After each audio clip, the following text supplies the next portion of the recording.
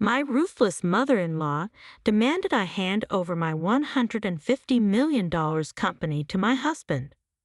I saw through their greed and refused. That's when they bribed my own employees to burn my company to the ground, leaving me with nothing. But they didn't know what I had planned.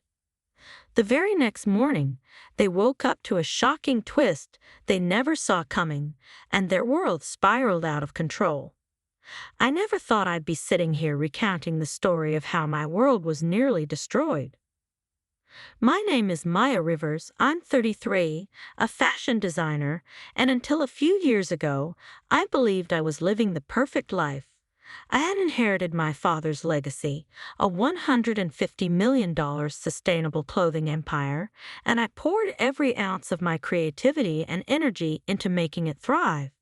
I loved my work, the fast-paced energy of New York City, and the belief that I was building something meaningful, something my father would be proud of. But then came Daniel Hawthorne. When I first met him, I was swept off my feet. Daniel was everything society told me to look for: charming, handsome, and that heir to an old money family fortune. We met at a charity gala, one of those glitzy events where I always felt slightly out of place. Despite my success, Daniel had this way of making you feel like you were the only person in the room. He said all the right things, made me laugh, and within months, I found myself saying yes to his proposal. Looking back, I should have noticed the small cracks early on, but love has a way of blinding you. His mother, Judith Hawthorne, was another story entirely. From the moment we met, she made it clear that she didn't approve of me. I wasn't what she imagined for her precious son. To her, I was a career-obsessed outsider trying to tarnish the Hawthorne family's impeccable image. I told myself it didn't matter. I wasn't marrying her, after all. But Judith was persistent, meddling, and unkind in ways that made me doubt myself. After the wedding, things changed subtly at first. Daniel started making comments about how I worked too much or how a wife's role should be in the home. I brushed them off as harmless opinions, but they grew sharper, more pointed. Judith would chime in, suggesting I hand over control of my father's company to Daniel. "He's more experienced with money, dear," she'd say with a patronizing smile. The idea of giving up my life's work felt unthinkable, but I didn't want to cause waves in my marriage, so I avoided confrontation. I wish I had spoken up earlier because things escalated quickly. One evening during a particularly tense dinner, Judith laid it all out. "Maya, it's time to make a choice," she said. "You're part of the Hawthorne family now. That means leaving behind childish dreams of running a business.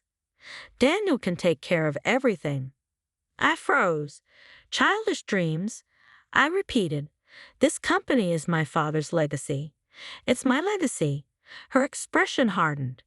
"Your duty is to this family, not to some vanity project." Daniel stayed silent, staring at his plate. And in that moment, something in me cracked.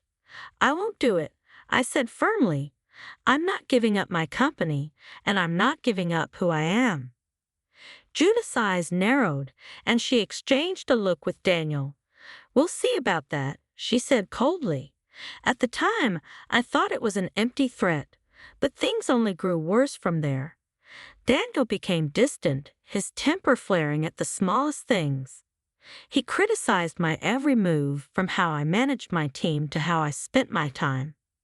Judith started showing up unannounced, hovering over me like a vulture.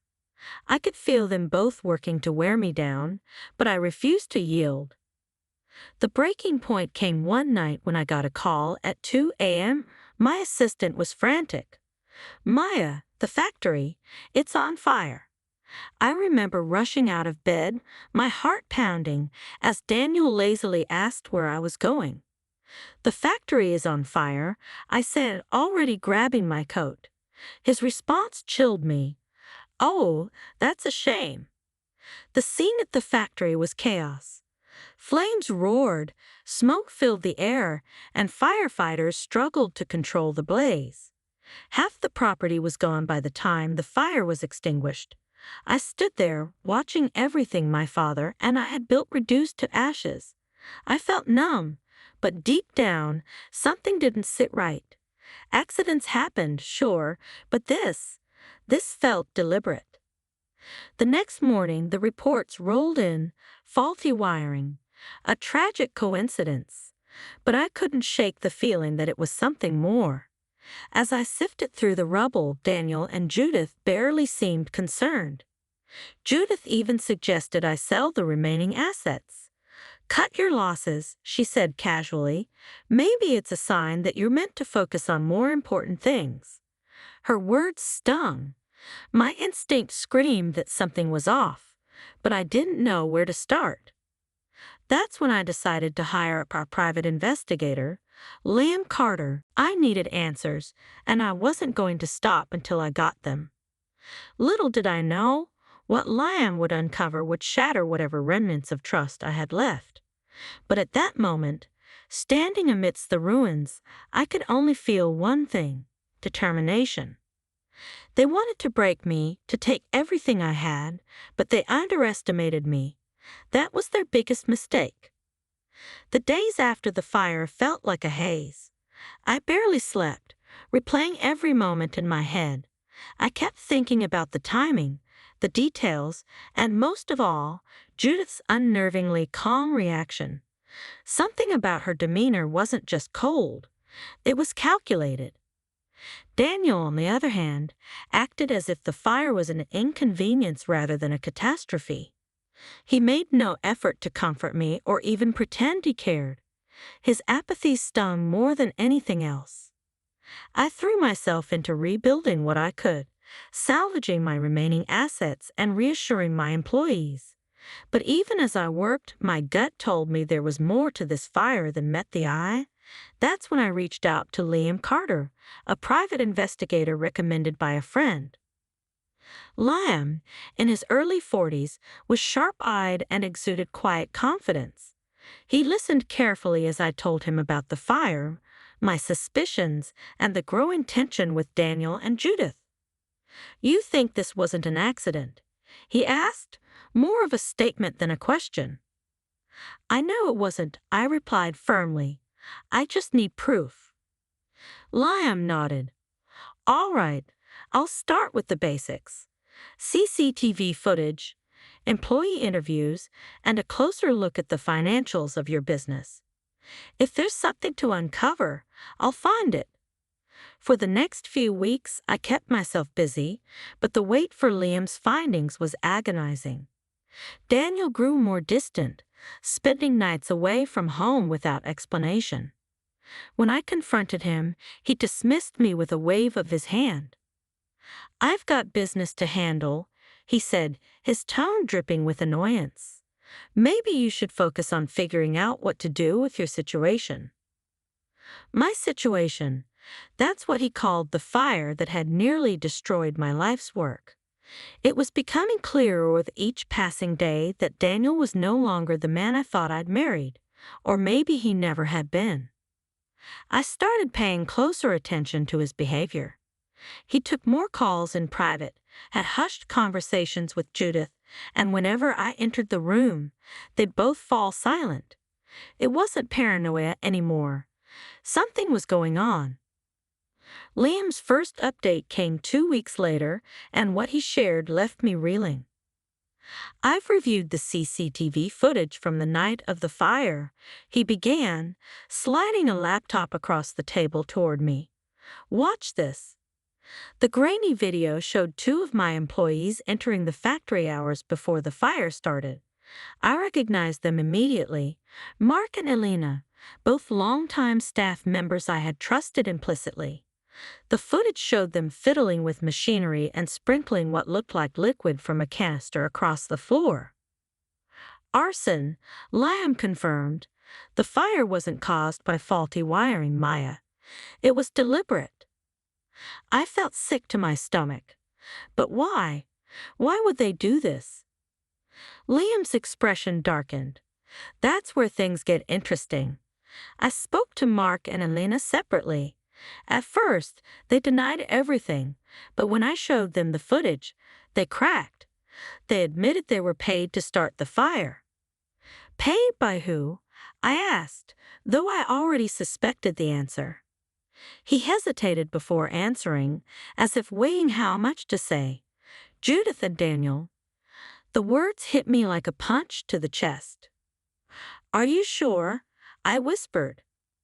They were careful, but not careful enough. Bank records show large, unexplained transfers from an account linked to Daniel. Mark and Elena received those payments just days before the fire. I sat there in stunned silence, trying to process the betrayal. Judith and Daniel, my husband and his mother, had conspired to destroy my business. I felt anger rising in me, hot and blinding. They had taken everything I loved, everything I'd worked for, and burned it to the ground. For what? Power. Control. I couldn't fathom how they could be so cruel. What do I do now? I asked Lamb, my voice shaking. We build a case, he said simply. You've got enough here to go to the authorities, but if you want this to stick, we'll need more. Emails, phone records, anything that ties them directly to the arson. Over the next few weeks, Lamb continued to dig, and the evidence he uncovered painted a damning picture. There were emails between Judith and Daniel discussing their plan in coded language, phone records showing late-night calls to Mark and Elena, and even a paper trail of bribes paid to other employees to keep quiet about what they knew. Despite the mounting evidence, one question burned in my mind. How far was I willing to go to bring them down? I didn't confront Daniel or Judith, not yet. Instead, I played the part of the oblivious wife, biding my time while Lamb and my attorney, Sandra Torres, prepared a legal case. Sandra was a no-nonsense powerhouse of a woman, known for her expertise in high-profile cases. When I showed her the evidence, she didn't mince words. This is airtight, she said. They won't get away with it.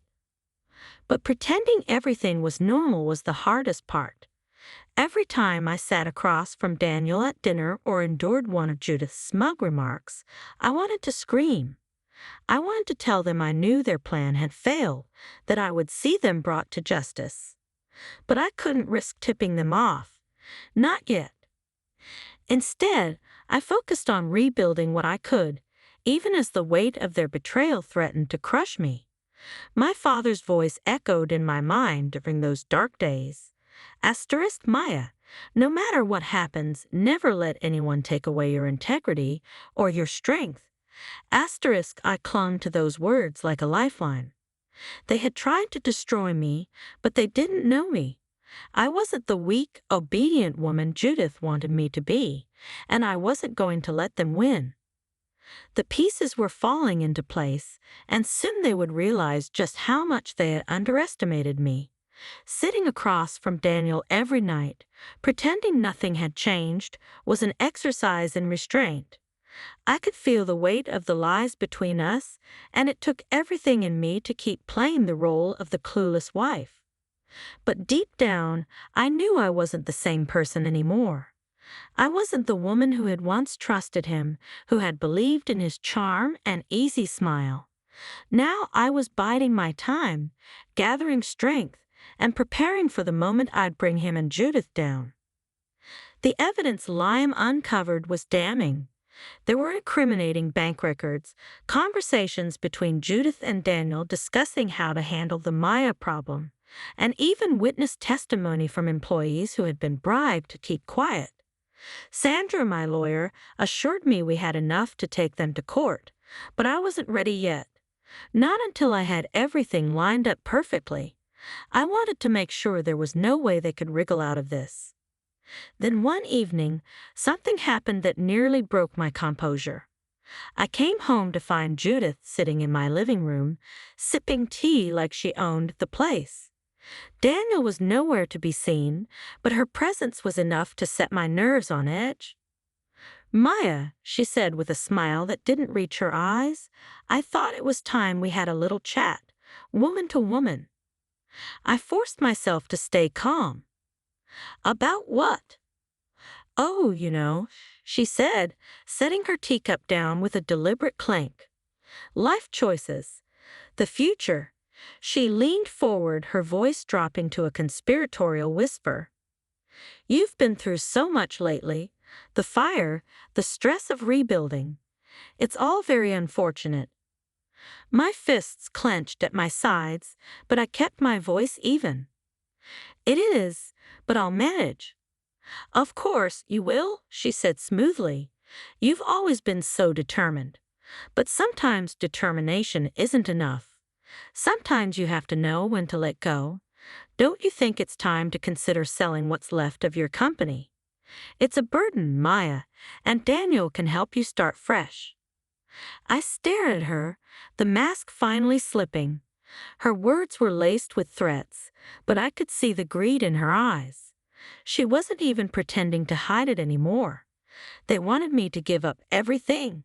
My company, my legacy, my identity, so they could claim it for themselves. Thank you for your concern, Judith. I said, my voice cold, but I'm not giving up. Not now. Not ever. Her smile faltered for a moment, and I saw a flicker of something. Anger, maybe even fear. Well, she said, standing and smoothing her skirt, I hope you know what you're doing for your sake. She left without another word, and as the door closed behind her, I felt a surge of determination. They were getting desperate. They knew I wasn't going to back down, and it was only a matter of time before they made their next move. But I wasn't afraid. Not anymore. A week later, Lamb came to me with the final piece of the puzzle, a recording of a conversation between Judith and Daniel, discussing the fire in detail. They talked about paying off the employees, staging the scene to look like an accident, and even their plans to force me into selling the company afterward. It was all there, clear as day. It's over, Lamb said, handing me the file. This is the nail in the coffin. I nodded, my heart pounding. It's time. Sandra wasted no time filing the lawsuit. The charges were serious: arson, conspiracy, fraud. The media caught wind of the story almost immediately, and within days, it was all anyone could talk about. Headlines screamed about the fashion empire scandal, and photos of Judith and Daniel were plastered across every news outlet. They denied everything, of course, but the evidence was overwhelming. When the summons arrived, Daniel finally confronted me. I was in the kitchen going over some documents when he stormed in, his face red with anger. What the hell is this, Maya? He demanded, waving the paper in my face. You're suing me, your own husband. I stood my ground, meeting his glare with unwavering resolve. You're not my husband, Daniel. Not anymore. A husband doesn't destroy his wife's life for money. A husband doesn't conspire with his mother to burn down everything she's worked for. His face twisted with rage. You don't know what you're talking about.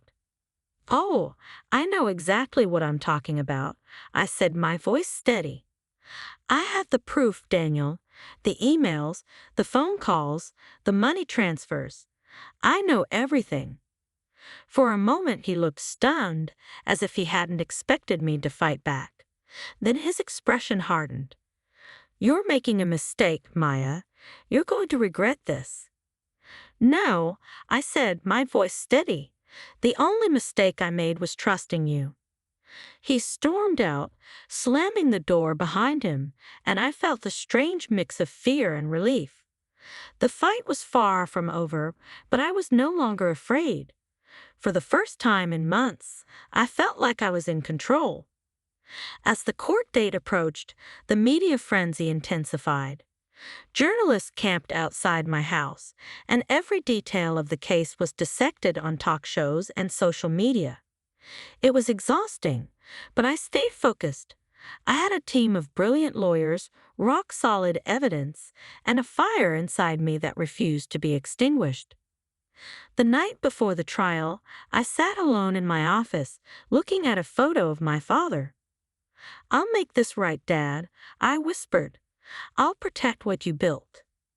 The next morning, I walked into the courtroom with my head held high, ready to face whatever came next. The courtroom was packed that day. I remember walking in, feeling the weight of 100 pairs of eyes on me. The media had dubbed the trial the Hawthorne betrayal, and everyone was eager to see how it would unfold.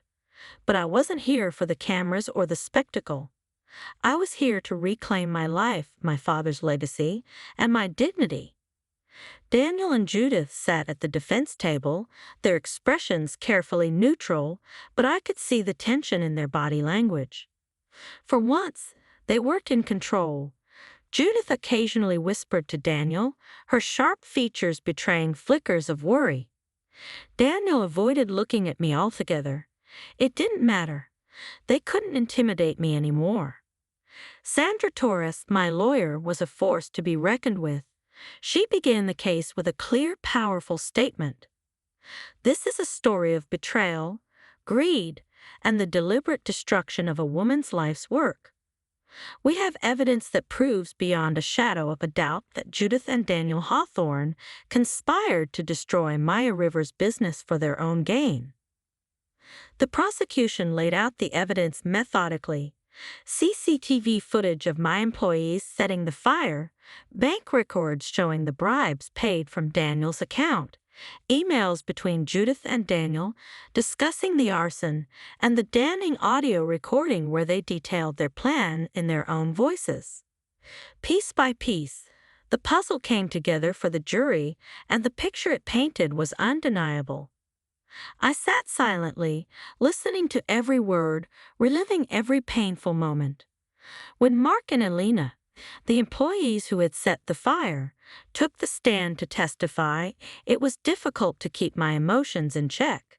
They admitted to their roles, explaining how Judith and Daniel had pressured and paid them to commit the crime. Their guilt was palpable, and while I felt a measure of anger toward them, I couldn't help but pity them as well. They had been pawns in a much larger game. The defense tried to discredit me, of course. They painted me as a cold, career-obsessed woman who had neglected her husband and antagonized his family. Judith's lawyer even suggested that I was fabricating the accusations out of spite. But Sandra dismantled their arguments with precision and grace. Every piece of evidence was airtight, every witness credible. The more they tried to shift blame, the more desperate they seemed. When it was my turn to testify, I felt a mixture of fear and resolve. I took a deep breath and faced the jury. My father built this company with his blood, sweat, and tears. I began, my voice steady despite the emotion threatening to choke me. When he passed, I vowed to carry on his legacy, to honor his hard work and vision. I trusted Daniel and his family. I believed they wanted what was best for me, for us. But they didn't. They saw my success as a threat, something to control and, if necessary, destroy. I looked directly at Judith and Daniel, who finally met my gaze. They thought they could break me, but they underestimated me. The court was silent as I finished my testimony. I felt a strange sense of catharsis, as if a weight I'd been carrying for months had finally lifted. No matter what happened, I knew I'd done everything I could to fight for what was right. The jury deliberated for hours, though it felt like days. When they finally returned, the air in the courtroom was electric with anticipation. My heart raced as the foreman stood to deliver the verdict.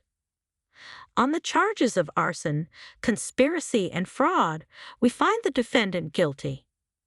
The room erupted in whispers and gasps, but I barely heard them. Relief washed over me like a tidal wave, and for the first time in months, I allowed myself to breathe. Judith and Daniel sat frozen, their faces pale. The judge sentenced them to lengthy prison terms, and while I knew it wouldn't undo the damage they had caused, it felt like justice. The employees involved in the arson also faced legal consequences, though their sentences were less severe. The court acknowledged that they had been manipulated, but their actions couldn't go unpunished. As for me, the court awarded me full ownership of the Hawthorne family's properties as restitution for the financial and emotional devastation they had caused. It was a symbolic victory as much as a practical one, a way to ensure that the Hawthornes' ill-gotten power would no longer overshadow me. Rebuilding my company wasn't easy. The financial loss was immense, and the emotional scars ran deep. But with the support of my remaining employees, loyal clients, and newfound allies, I poured my heart into restoring what had been lost. And in time, we not only recovered but thrived. The fire had been meant to destroy me, but it had forged something stronger instead. In the years that followed, my story became a beacon of hope for others facing betrayal and hardship. People would write to me, telling me how my fight for justice inspired them to stand up for themselves. It was humbling, and it reminded me why I fought so hard in the first place. Looking back, I see now that the fire wasn't just the end of one chapter. It was the beginning of another. Judith and Daniel tried to strip me of everything, but they couldn't take away my resilience, my determination, or my integrity. And in the end, those were the things that mattered most. My father used to say, "Maya, true strength is not about avoiding the flames. It's about rising from the ashes." I understand that now more than ever. This is my story. It's not just about betrayal or revenge. It's about finding the courage to rebuild, to fight for what's right, and to never let anyone take away your power. It's about resilience. And I hope it's a reminder that no matter how dark things get, there's always a way to rise.